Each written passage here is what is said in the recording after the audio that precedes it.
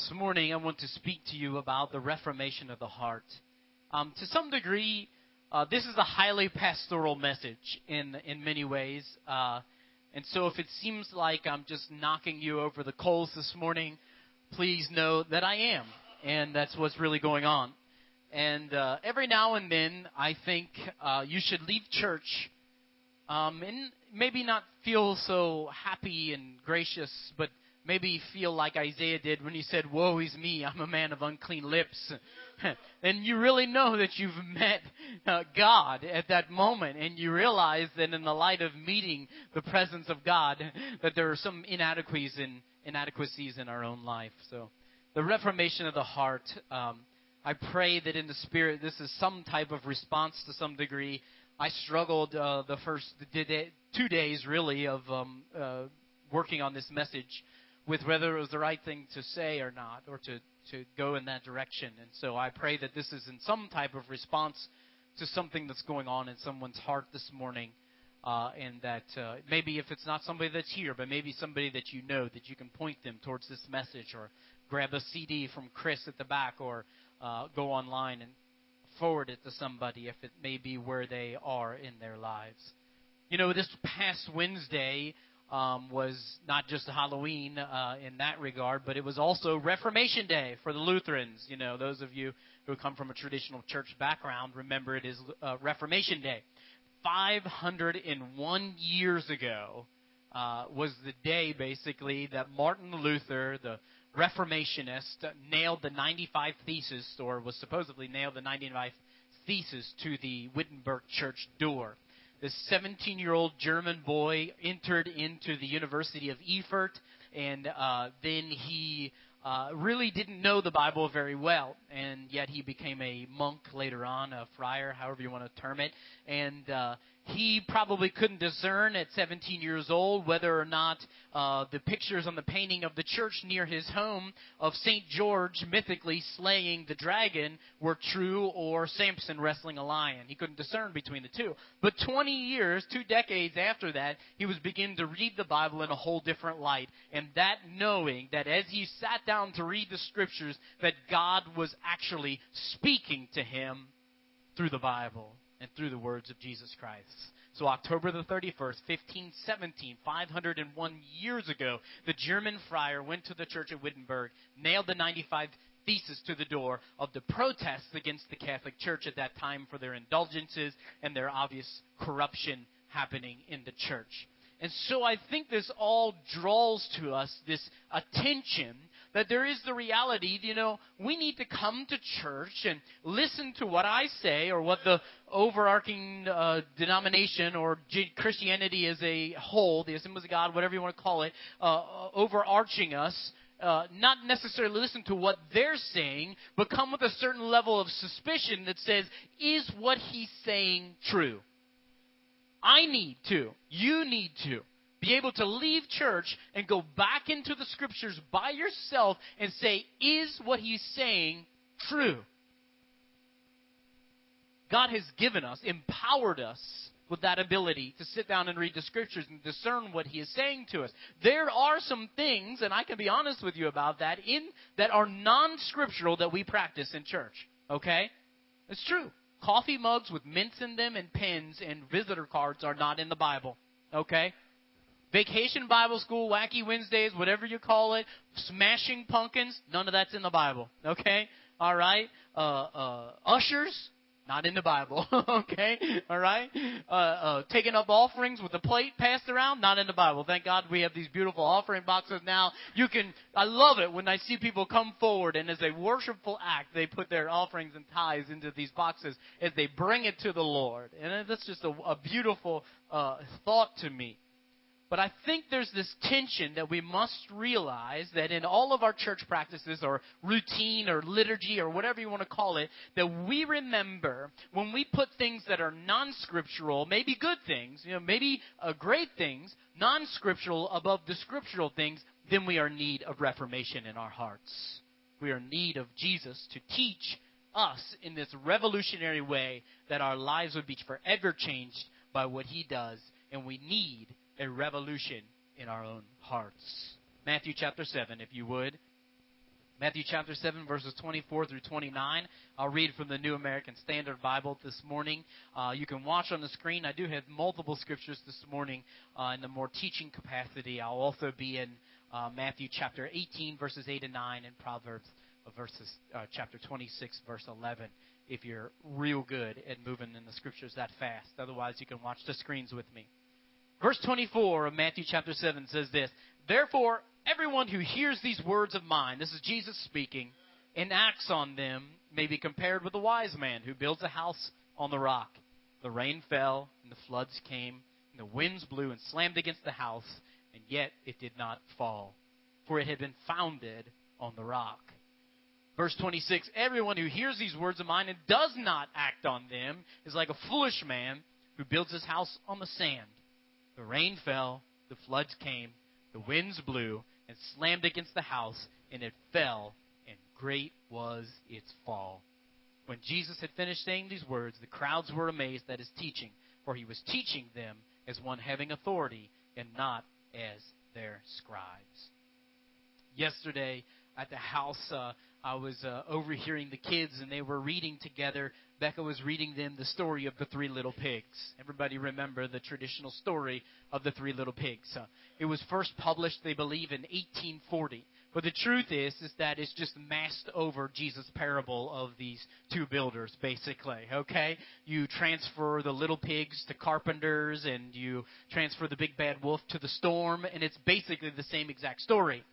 And so what we have happening is, in these three little pigs, is that, they build their house out of straw, out of sticks, and they all have to run away. They're chased by the big bad wolf into the house that has been well built, basically. Strong foundation, built with brick and mortar. And so they're safe only in the house that's been well built. And some of you may be able to sympathize with this very thought that there's this big bad wolf that's been chasing you from one place to another, from one city to another, from one house to another, and it seems like you just cannot get the big bad wolf off your back. Maybe, just maybe, Jesus is saying to you, stop running and run to the refuge of the place that has been well built, a strong foundation, brick and mortar. Run to the foundation of Jesus Christ. Sticks and straw are not suitable building materials. Neither in this life are there suitable building materials for you that are hay, wood, and stubble, is what the Scripture calls them. Non-eternal things burned up in the fires of life and the fires of the Holy Spirit. Build your house on a strong foundation. So the similarities of the text are this, is that there are two men who are both building houses. One hears the words of Jesus and yet enacts them. The other hears the words of Jesus and then fails to actuate anything that he has heard. And when I think about the contrast here, it often reminds me of the battle that Israel constantly face within their own internal selves. What you see immediately after they are delivered by Moses out into the desert from the land of Egypt, from the land of bondage. This is obviously very metaphorical in our own lives. We get saved from the old way of life, the bondage in Egypt, the bondage to Satan. We get saved out of all of that garbage. God brings us out into this desert experience to be with Him, and immediately, before they even get past the Red Sea, they're trapped between the armies of Pharaoh and the Red Sea, and they're standing on this point, and immediately what is their response to Moses? We shouldn't have left Egypt. We should have stayed in Egypt, in our bondage, in our sin, in our garbage. We just should have stayed there and died in Egypt happy and full, rather than going out into the wilderness and dying in the wilderness.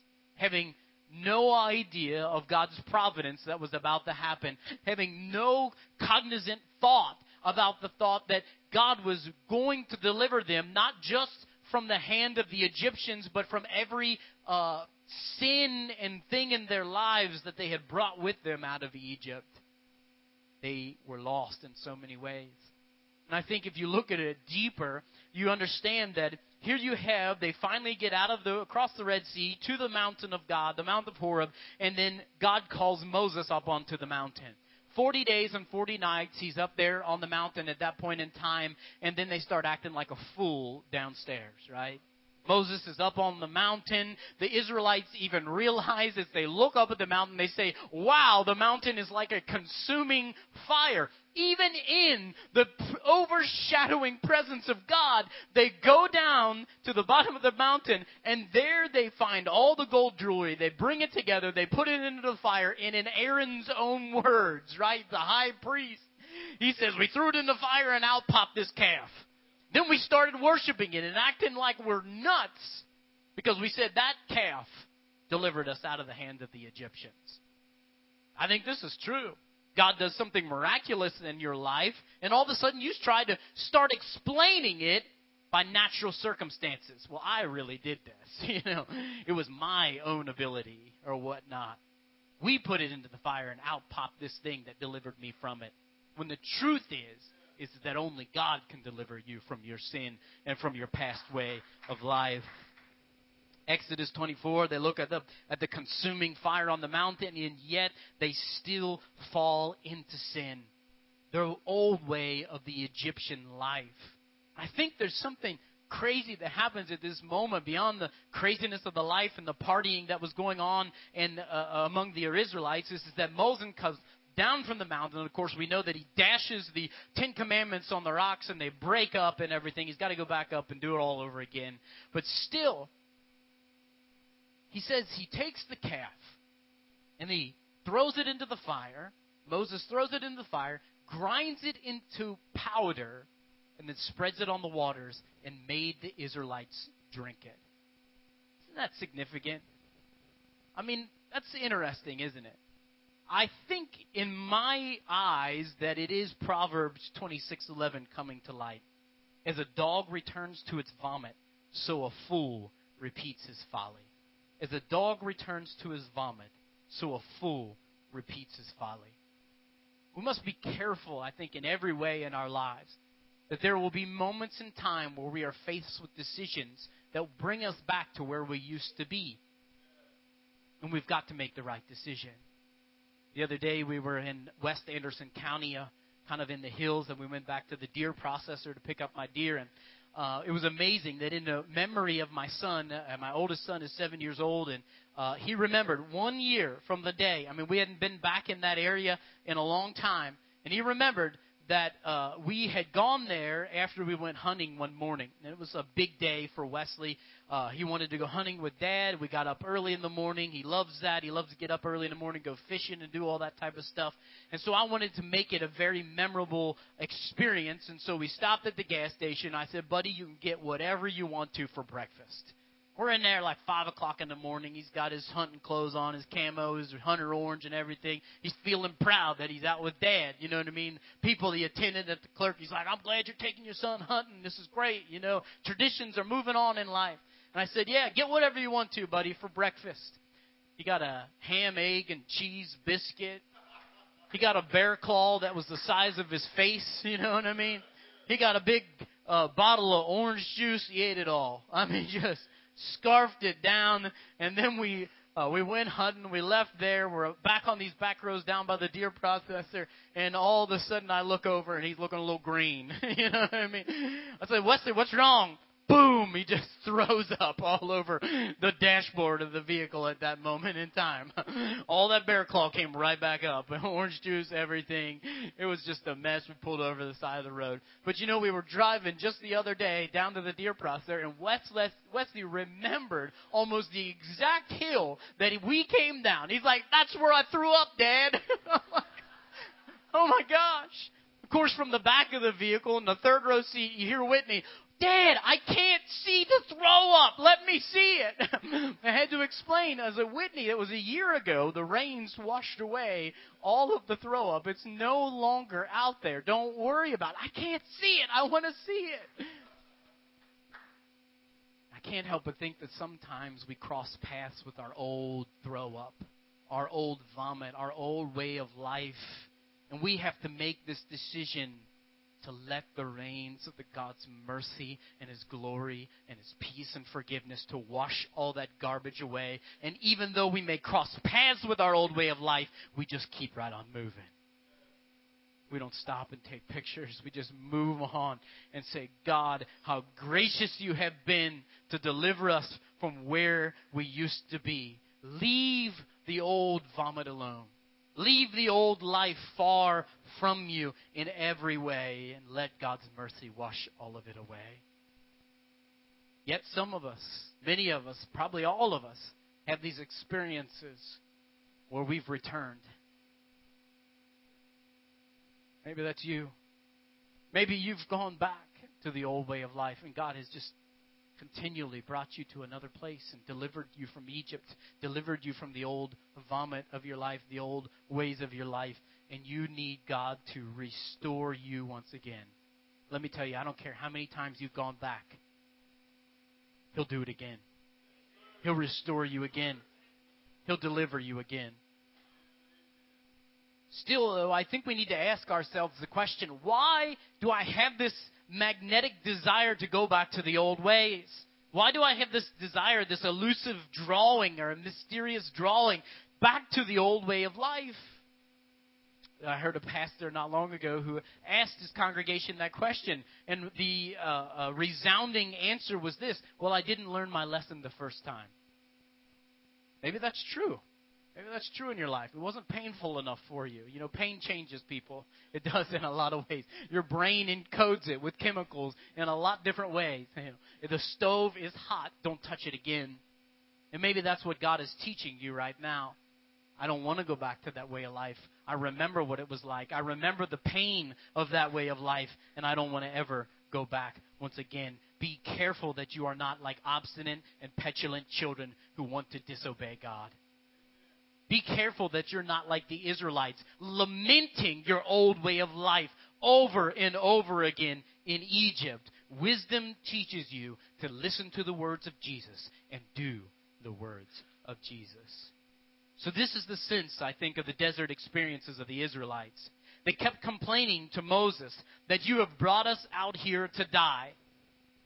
When they were trapped by Pharaoh's army at the Red Sea, oh, we're going to go and die here by the army of Pharaoh. Let us go back to Egypt. We don't like this manna anymore. Let us go back to Egypt when we had pots full of stew. We ran out of water, Moses. We want to go back to Egypt where we had plenty to drink. And they forget the bondage that they were in of making bricks for the Pharaoh of Egypt. Remember where you came from and where Jesus is taking you in the future. I mean, there's all this reality, I think, that we figure out. The precise reason, I think, that God brought the Israelites out of Egypt into the wilderness was so that they really, truly would die.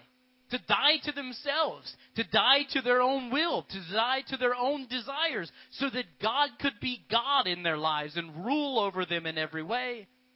I mean, the truth is that it is the way of Christian life to come into the desert and to die so that Jesus might live in our lives. And we are free fully from the bondage of sin and bondage from the enemy. And we all face this truth of Christian life is that, yeah, you can't do everything that you used to do in your old way of life. You can't be sleeping around. You can't be womanizing, manizing, whatever you want to call it. You can't be cougarizing. I don't know what the word is. You can't be going prowling around after people. You can't be cussing like sailors and doing whatever you want to and looking at whatever you want to. It is not the way of Christian life. God wants you to come into the wilderness experience so that your flesh dies and He lives. Death of the old man, a new creation to live in. And all of this happens by listening and doing the words of Jesus. Embrace, if you will, the desert experience, because the promised land is coming soon. The promised land is coming soon. So, if nothing else, this will be interesting, the next story that I'm going to tell you. But we were in Florida, obviously the beginning of October. We went fishing. It's our annual fishing trip. Me and 3 other guys. We had a great time, and God was with us. The hurricane came through. We were on our way. We left Sunday after church, drove to Florida. We're right about in Georgia. We get this weather report that the Hurricane Michael is moving into the Gulf, right? We're like, well, it's too late, man. We're going fishing no matter what. We're going to make the best of it. And come about Wednesday, here comes this hurricane 100 miles offshore from where we were on the west coast of Florida. And the storm tide came in. It messed up fishing for all of Wednesday. We didn't go out at all. 34-mile-an-hour winds. Storm surge came in 5-6 feet. And finally, the storm moved off to the north. And Thursday and Friday, the sun came out, and it was absolutely glorious. It was just an absolutely beautiful days. And so we were nearing the weekend. It was Thursday or Friday, and we had gone in for lunch into Miss Vicky's to sit down and have a bite to eat, docked the boat there, and then we were pulling out of the Anclote River, heading out this channel. And so the channel is somewhat narrow because you're coming out of a river path into the Gulf of Mexico. And you have pylons on either side, a red and a green. Anybody ever navigated offshore or whatnot? You have red and green pylons. This is the channel. Stay within these boundaries. It has a message in its own right there. Otherwise, you will ground your boat on the rocks or on the ground, the sand. And so we're pulling out, going out the river towards Anclote Island. And so coming back the other way, because you're contained within this channel, is a pontoon boat. And on the bow of the pontoon boat was a bunch of women in bikinis. And here they are, these 4 guys passing by, and they're waving to us. You know what I mean? Waving. And I yell under my breath to some degree. I yell, "Sirens! Don't look them in the eye," right? Kind of like pirate-wise or whatever. We had a great laugh about that afterwards. And my lawyer buddy of mine, he always has an intelligent quip. He said, looking them in the eyes isn't usually the problem. But anyway, so I said, don't look them in the eyes. And my reference was not to anything like that in the carnal nature, but my reference was to, anybody remember Homer's Odyssey? Okay. Homer's Odyssey was this epic tale, Greek mythology, basically. And so Odysseus knows of the sirens, right? The women who stand on the cliffs of the island. They live out there, the mythical women, the beauties that sing, and the sailors that come past are enamored by their song, and they're drawn closer and closer until they run their ships aground on the rocks and they die. So Odysseus wants to find out. He understands the magnetic draw. He wants to hear the siren's song. And so he has his men strap him, tie him to the mast of the ship. And he says, put beeswax in your ears when we come near the island. And all of his crew puts beeswax in their ears. And Odysseus is tied to the mast. And they come by.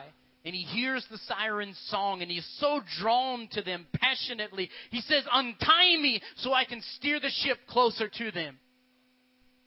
But his crew was wise. They had beeswax in their ears. They couldn't hear the siren's song, so they bound Odysseus even tighter until the danger had passed. Sometimes I stop and I think, why in Christian life?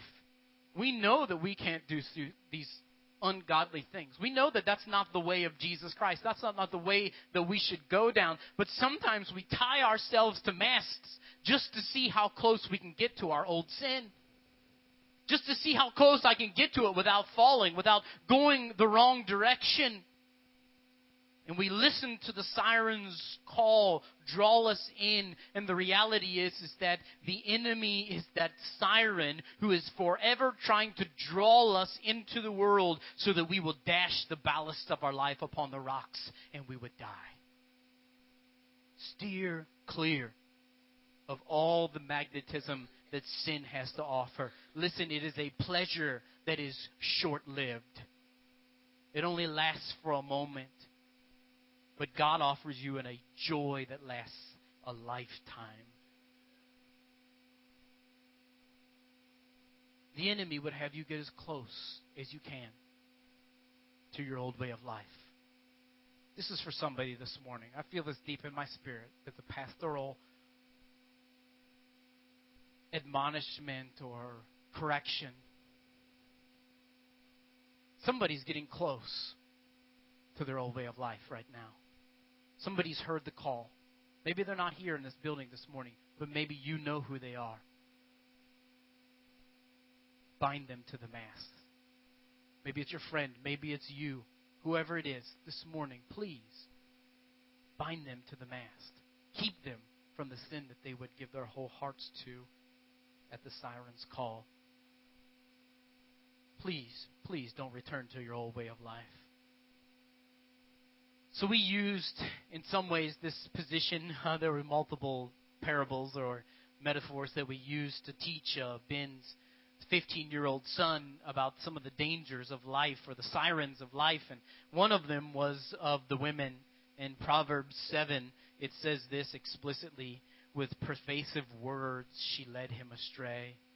She seduced him with her smooth talk. All at once he followed her like an ox going to the slaughter, like a deer stepping into a noose till arrows pierces his liver, like a bird darting into a snare, like knowing it will cost, little knowing it will cost him his life. Verse 24, now then, my sons, listen to me. Pay attention to what I say. Do not let your heart turn towards her ways or stray into her paths.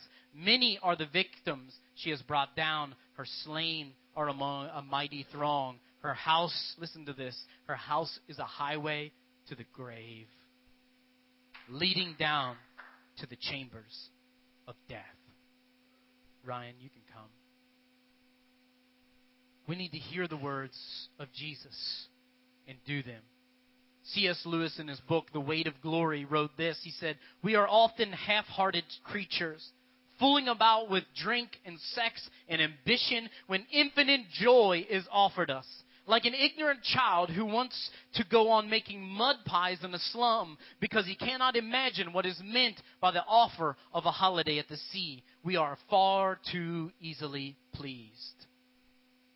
I think if we were going to look at this in the framework of ethics and doing what is right and morality and living a Christian life, or however you would term it in that way, that ultimately we are questioning what is good, what is evil. It's the most maybe predominant question of human life. It happened in the book of Genesis, at the genesis of all creation. Adam and Eve are faced with that question. What is good and what is evil? The tree of the knowledge of good and evil. All of that is there. And I think that we can conclude that going back to our old lifestyle, the old way of life, that is somehow sabotaging our happiness. I mean, how many of you look at your life's history and you realize that when I made that decision, man, I absolutely sabotaged the happiness that I could have had. And realizing that though it may be harder at the beginning, that I should make godly decisions in my life because it's going to pay off for me in happiness in the end. In ethics theory, this is called eudaimonia. This idea of human flourishing or human happiness. That I can somehow be happy. But you know, temporary treasures and pleasures will never pay off for me in the end. The way of Jesus Christ is a way of sacrifice. The way of Jesus Christ is a way of self-denial. Not my will, Jesus says, but thy will be accomplished. I deny my will so that God may be praised in me. My human nature might be crucified. Jesus told us in Matthew to take up your cross and follow me. That means if you're taking up your cross, you're leading to the hill of Golgotha, where you will inevitably be crucified. Death of the flesh, life in the spirit. And all of your human pleasures are crucified. And Jesus somehow, in this way, recreates even your pleasures. So that what pleases Him begins to please you. What He prays, you begin to pray. And your will is conformed into the image, into the will of Jesus Christ. I think it's all about longing. You long for happiness. You long for perfection, for a world where pain doesn't exist anymore. But the only way to get to that world is to go through the pain of crucifixion of the flesh. It's paradox in every way. I realize that.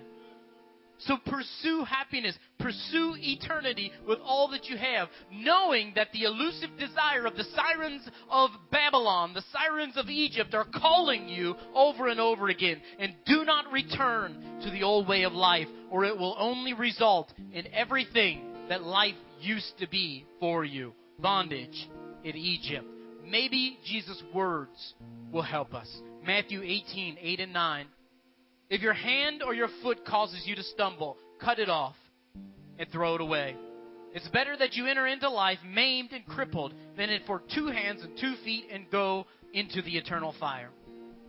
If your eye causes you to stumble, gouge it out and throw it away. It's better for you to enter life with 1 eye than 2 eyes and be thrown into the fire of hell. I heard this great advice the other day about marriage, and I need to do a better job of it. And it's this. He basically said that dates and babysitters and movie tickets or whatever you go out to do, restaurant coupons or restaurant bills, he said they're a whole lot cheaper than a divorce lawyer. There's wisdom in that statement, isn't there? I need to do a better job of that. That's my own confession right there. I'm cheapskate through and through. But I also know that it's a whole lot cheaper than a divorce lawyer. In 1519, the Spanish conquistador Cortez sailed his 600-man army and 11-ship armada to the beaches of Mexico to conquer the Aztec Empire. They had accrued lots of gold and jewels and everything, and so they wanted to conquer them to take all their money, basically. However, they were totally undermanned, totally underpowered to conquer the Aztec Empire. It was one of the most advanced Western societies that has ever been. And Cortez knew it. And when they brought their ships to the shore, he got out and gathered his men together and he said, "Light the ships on fire. Burn them. We will only go forward to succeed in this conquest, or we will all die. We're never going back to where we used to be." Some of you this morning need to burn some ships on the beaches of your life. Some of you need to cut some things off in your life that are drawing you like the sirens back to the old way of life, and you just need to cut them. Some of them are relationships. Some of them are things that you do. I mean, let's just put this in practical application here. Maybe some of you are being tempted by somebody at work. It'd be better for you to quit that job and find a different one and make less money than it would to end up in hell. Some of you are so enamored by a television screen or an internet device that's causing you to constantly fall into sin. It'd be better for you to put that TV on the curb or put it on Craigslist or Facebook Marketplace and get rid of it and have a few dollars in your pocket than to spend eternity in hell because you cannot get rid of the garbage in your life. And cut it off, like Jesus said. Burn the ships. Burn every bridge back to the old way of life. Have no reserves. Have no retreat. Whatever it is, let it be this morning that you just let it go. Sever all ties. Sever all ways to go back to Egypt. Don't lament the bondage that you used to be in. Let's press forward to the glory that is ahead of us.